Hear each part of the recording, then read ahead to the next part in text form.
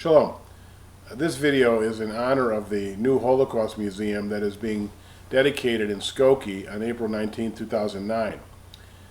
My synagogue is I believe, the closest synagogue physically to the new museum, and it's had an instrumental role in behind the scenes in the development of the museum. Specifically, three individuals I want to just mention. First, we have Vice President of the synagogue is a former important political figure in Illinois, state senator, who was the one responsible for the mandatory education bill, Senator Howard Carroll. And he also led the fight when the Nazis first proposed to march in Skokie. Now, why did the Nazis propose to march in Skokie? Because Skokie, Illinois, outside of Jerusalem, had the highest concentration of Holocaust survivors of any place, just coincidentally. And that's why the Nazis picked it to march there. Second of all, we have a now retired lawyer and significant politician in the area who was instrumental in making sure that the Holocaust Museum stay in Skokie. It was a smaller museum first, and there was a fight to where to put it, and he fought very hard, Cal Sutker, to make sure it stay in Skokie next to the grove that's in his name. And thirdly is Rabbi Neil Brief, who was the Rabbi Emeritus of our congregation, Ezra Habani Miles Township Jewish congregation. And it was he who made available the social hall nearly 30 years ago to respond to the Nazi march. And it was there that night where the idea was really conceived of to have a Holocaust Museum and Educational Center. And now it's being established and thousands of people are going to gather to dedicate it. Now, in the period after Pesach, which just ended, the next major event on the Jewish calendar is Yom HaShoah, Holocaust Commemoration Day, 27th of Nisan, which comes this Tuesday. And that's why I believe this weekend was picked to dedicate the museum. And so, as a rabbi, what I want to do is offer a dvar torah from this week's Torah portion with some themes that link to the idea of the Holocaust Museum. There are two specific features in Leviticus portion of Shmini, which is this week's Torah portion, which remind us about, teach us lessons about the Holocaust in this new museum. The first is that the two sons of Aaron, who were his successors as high priests of Israel, die in this week's Torah portion, a young death. And the Torah says that they died because they introduced Zara, a new strange fire. And it doesn't really tell us what that strange fire was. Some rabbis speculate that that they were drunk when they officiated. They were not attentive and respectful, because later on it talks about to Aaron, don't officiate drunk. Other rabbis said maybe that they were impatient about Aaron being in the way and they wanted to take over his duties.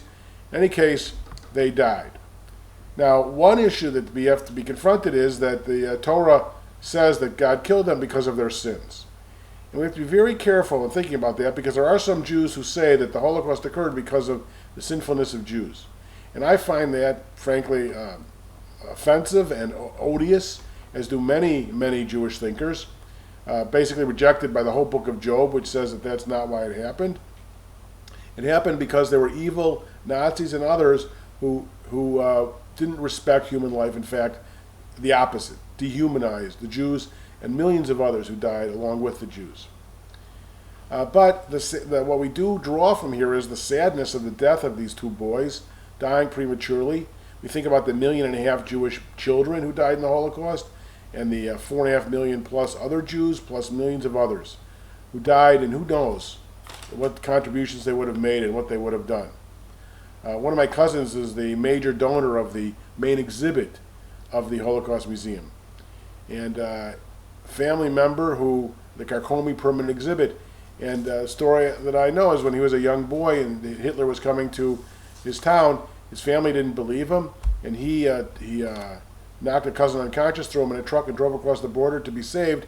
And now he's been blessed in his life through hard work to be able to donate the funds to create the basic permanent exhibit in his family's memory of Zev and Shifra Karkomi. And so that's the story of the death of these two boys. The other piece is that this Torah portion, Shmini, has the main portion addressing kashrut in the Torah. Now, there are other verses in the Torah that deal with kashrut. There's a chapter in Deuteronomy too, but this is the main one, Leviticus 11. And I have other videos on kashrut, about meat and milk, and about Jew You Ate, which is the first one on kashrut. But the point I wanted to make is the brilliance of Judaism in saying that it's not just enough to say we should all get along and we should be peaceful.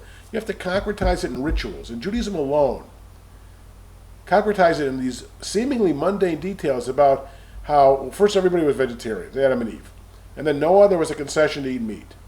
And God says, but no blood. And then for Abraham, there's additional many, many requirements. In Moses, you can only eat certain kinds of animals. You have to kill them a certain way. You have to drain the blood. You can't mix the meat, which represents death, with milk, which represents life.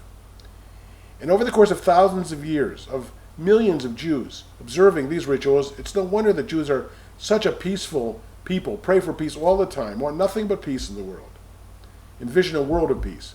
Now, of course, Israel has to have a strong army, because without it, it'd be obliterated by the hostile neighbors who want to see it destroyed.